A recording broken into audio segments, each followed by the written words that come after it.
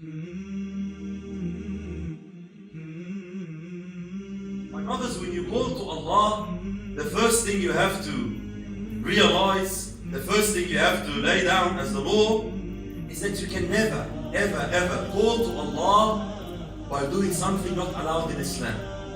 I know sometimes it sounds very appealing, but anything that is not allowed in Islam is not a path of da'wah, regardless of whatever it is. Da'wah means a person, he understood the obligation of da'wah, he wants to please Allah to the best of his ability, he is offloading this obligation to the best of his ability to please Allah, not to please himself or his desires or his ego. Before Deen, we were boyfriends and girlfriends, and now we are on Deen. It's boyfriend and girlfriend, but it's brother and sister. It's a head of this committee and a head of that committee. We mix together and we eat together, but we're not talking about movies. We're just talking about da'wah programs now and fundraisers. And my brothers, we have to be clean. Our Deen is very, very, very clean. The path of shaitan is very, very clear also. Don't mix things. Make this your number one rule.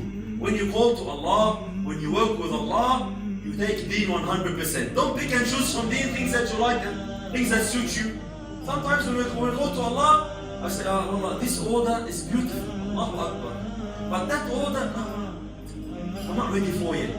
That order, I still need time. And then we reach a situation, especially in university, because I remember clearly, I was a big fan in uni, of this da'wah. And it's Allahu Akbar, that sister put hijab on and Allah, mashallah, and that, and little you know that Allah are getting reward or not because of the sins you might be falling in. This is why make your second rule in your da'wah is that you don't break Allah's orders for anyone or anything. Make that your clear constitution, never to break Allah's rules. And number 3, patience, my brothers and sisters. Da'wah is not batikh.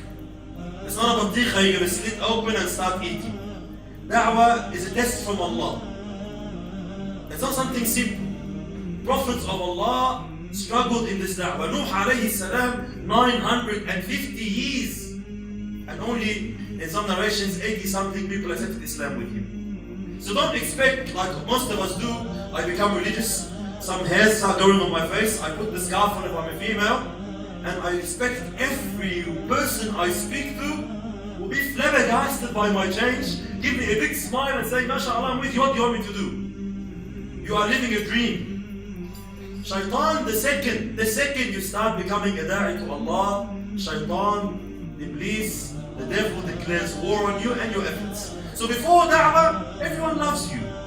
Everyone respects you. No one criticizes you. But the second you start working in da'wah, everyone hates you.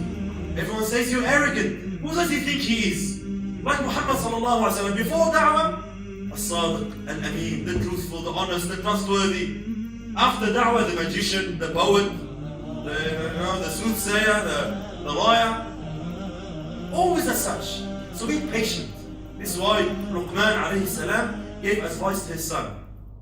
قال يا بني أقم الصلاة وأمر بالمعروف وانهى عن المنكر. Establish salat.